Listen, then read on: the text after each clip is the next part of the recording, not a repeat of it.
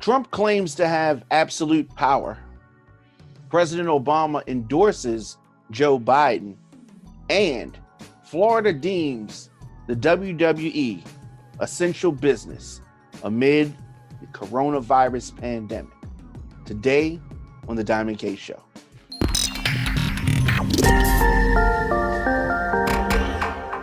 We're pleased to have you with us. Episode 417 of the Diamond K Show. Of course, I go by the name of Diamond K. Thank you for joining me. Now, Radio on Fire provides the best in breaking news, entertainment, and political stories that matter to you from an independent point of view. President Trump sparked a lot of backlash with his claims of total power to reopen the country. The president says that he has this total authority to decide when and how parts of the country shuttered by the coronavirus are supposed to reopen. Of course, we know he initially wanted things to have started back up on Easter. Now he's talking about May the 1st. In a press briefing yesterday, a very angry, bizarre press briefing. He said that he has the authority to force governors who have been issuing stay-at-home orders to reopen schools and businesses and other institutions in their states. That's what he said. But of course, Democrats and even Republican lawmakers fired back, saying that, Trump, under the Constitution, does not have unlimited powers. They also warned against overreaching. If President Obama said that he had total authority, Republicans' heads would have exploded. They always talked about President Obama was overreaching, or he was doing too much, or doing something that was unconstitutional. So it is interesting that President Trump is even going down this road. Even going down this road. Powers are not unlimited. He's not a king. Maybe he didn't know that. But Trump frequently goes back and forth, tries to play both sides in the middle. He tries to, on one hand, say that, it's up to the governors. Federal government's not going to do anything. He wants to kind of, shirk his responsibility. Then on the other hand, he wants to say that he has total power. So this is going to be very interesting. The state governments and the federal government have often, disagreed on different things. But just because the federal government and the state government are disagreeing, Trump wants to use that as leverage over the states. I need to remind the president that these are the same states that you're going to need during your re-election campaign. Of course, he's eager to get the country open back up. He announced a panel that is going to be tasked with determining the criteria for lifting the coronavirus restrictions. On this new committee, surprisingly, not surprisingly, are family members of the president. Ivanka Trump, her husband Jared Kushner. There are no healthcare professionals on this. This is deemed the task force to reopen America. But we also have to keep in mind that the health and the well-being of the American people is paramount. Reporters challenged the president after he played some video that tried to show him as having acted perfectly, and the media had it wrong. The president said he could go on and on, but about how he handled this right, but I didn't want to take up too much time. But in a very interesting fashion, true journalist questioned the president about what he did in the month of February He often talks about closing the borders, even though the borders weren't really closed. There were so many restrictions with how he closed the borders that is how the COVID-19 virus spread around this country so rapidly. That time that you bought, the argument is that you bought yourself some time and you didn't use it to prepare hospitals, you didn't use it to ramp up testing. Right now, you're so disgraceful. It's so disgraceful the way you say that. Let me just, listen, I just went over it.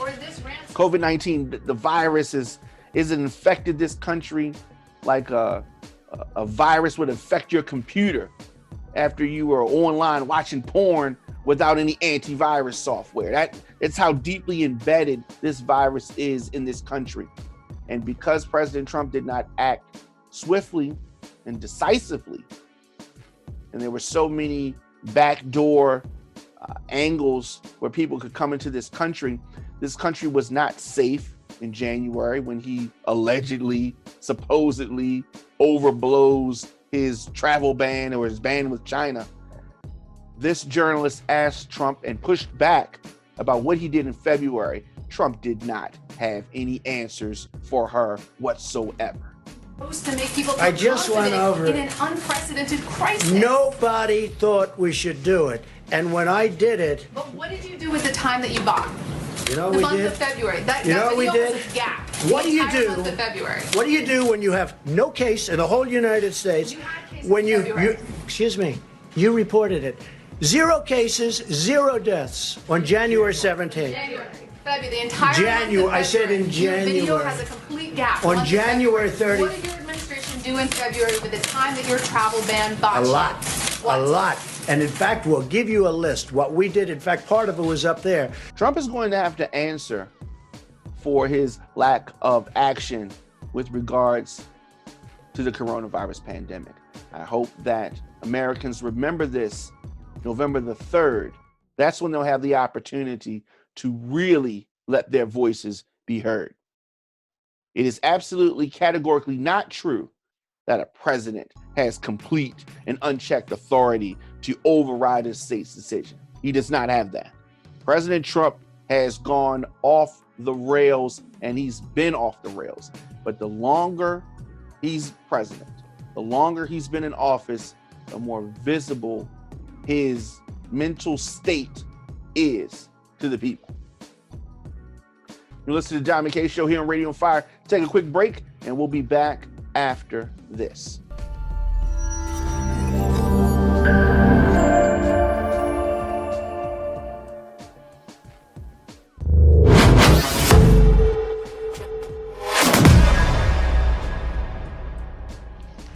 Welcome back to the program. There's never a perfect way to do anything. So, after all other options have been eliminated, former President Barack Obama endorsed his former Vice President, Joe Biden. I'm so proud to endorse Joe Biden for President of the United States. Choosing Joe to be my Vice President was one of the best decisions I ever made, and he became a close friend. And I believe Joe has all the qualities we need in a president right now. He's someone whose own life has taught him how to persevere, how to bounce back when you've been knocked down. Honestly, I wish that the president had taken a stand and endorsed Joe Biden sooner. Let me tell you why.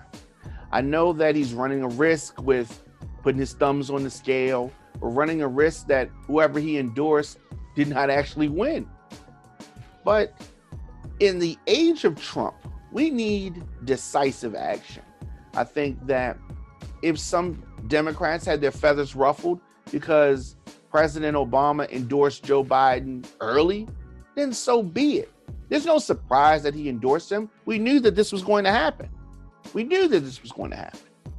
President Obama said this: choosing Joe to be my vice president was one of the best decisions I ever made, and he has become a close friend. I believe Joe has all the qualities we need in a president right now. This is coming from the 44th President of the United States, still popular, President Barack Obama. This long-anticipated endorsement comes a day after Bernie Sanders made his own endorsement, and I guess 5 days after he dropped out of the race. Throughout the primary, Obama remained neutral, and I understand the political need to do that. And he offered private advice to any candidate who sought it. Anybody that wanted to talk to him, he did that. And I see that, but it's just the fact that he's just so political sometimes causes people to get upset. I mean, I think that, Bernie Sanders, I've got to be honest, Bernie Sanders would not have been electable. Now, I know that people are going to say that I said Trump was unelectable. Trump should not have been elected, but Bernie Sanders would not be elected. Bernie Sanders would not play the games that would need to be played in order to be president. He would not have done that. Let's say that Bernie Sanders was a former president, like President Obama is. He would have not maintained his neutral stance just to seem neutral. He would have just made a move. Shit, I would have made a move too. Okay. But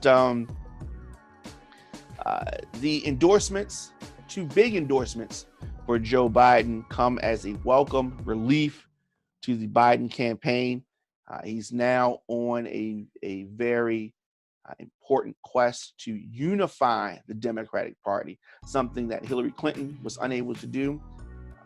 And also for several reasons, but one reason being the fact that Bernie Sanders did not seem to be all in for support. Their campaign got very ugly.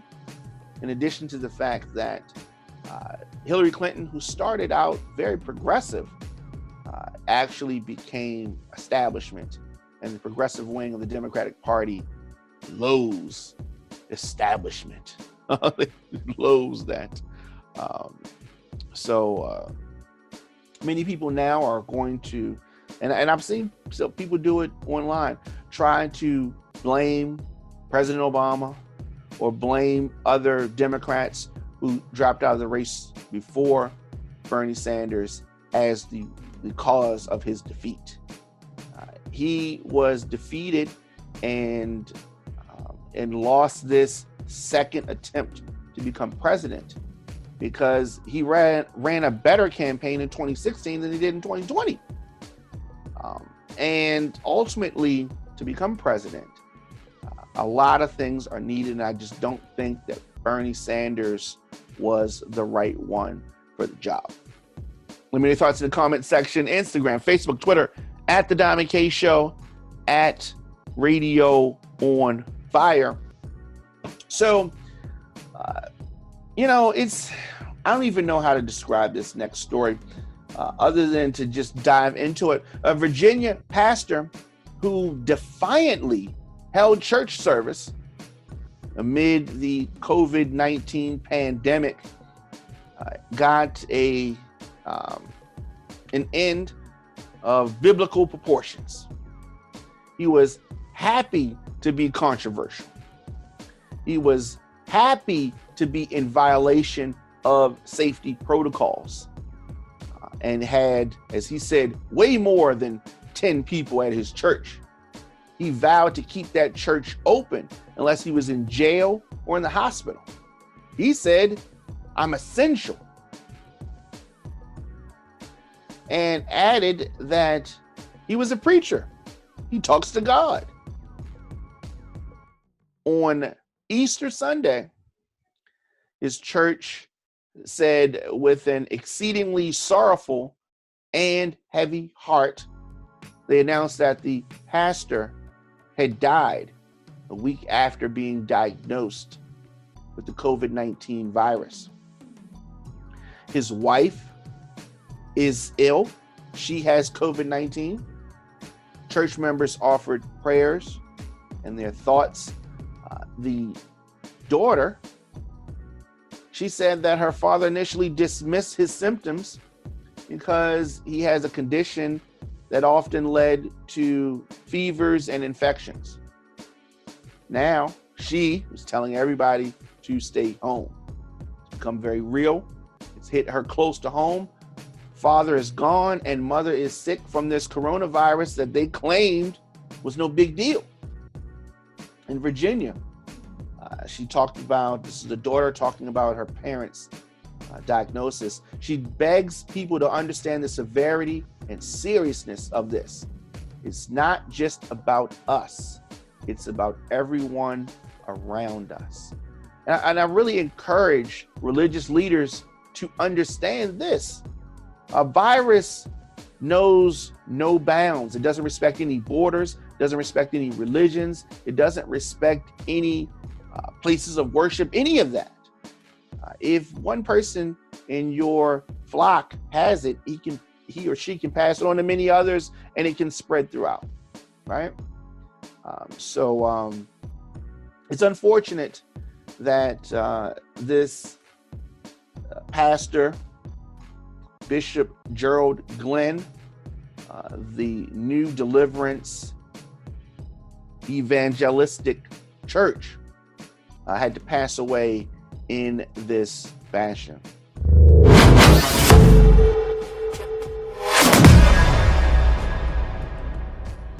Finally, when you think of essential businesses, you think of food, medicine, you think of things like that, things that people need. Walmart would be considered that, Target, places like that. But Florida Governor Ron DeSantis has deemed the WWE, the pro wrestling company WWE, as essential, even amid the coronavirus pandemic. Most Florida businesses have been ordered to shut down to prevent the spread of this virus. But the WWE, with its links to Donald Trump is in the WWE Hall of Fame. WWE is run by Vince McMahon. His wife, Linda McMahon, was a part of the Trump administration. She now runs a super PAC that is focused on re-electing Donald Trump. So with all of these conspicuous ties, the WWE, pro wrestling, now deemed to be essential. WWE, which is taping their shows here in town, announced last night they had one of their, I believe it was an onstage performer, test positive. Are you aware, are they deemed an essential business, or did they get a special exemption to stay open, or are you aware of how they're able to? I think initially there was a review that was done, and they were not initially deemed an essential business. With some conversation with the governor's office regarding the governor's order, they were deemed an essential business. Orange County Mayor Jerry Dimmons said last night that despite Florida Governor Ron DeSantis giving the statewide shelter-in-place order earlier this month, the WWE has been given the go-ahead to resume operations amid this pandemic. And so therefore they were allowed to remain open. In terms of the specifics associated with the wrestler or personality who tested positive, I don't know any of the details of that, obviously, because of HIPAA laws, etc. I don't know that, but that's like a little family, a small family of professional athletes that wrestle. And initially, the WWE was not deemed essential business, which meant that it had to comply with the governor's shelter-in-place order. But Vince McMahon had some conversations with the DeSantis office and was granted that distinction now. I mean, I understand business moves, right? You want to do things, right? I get that. However, the most important thing is the safety of Americans.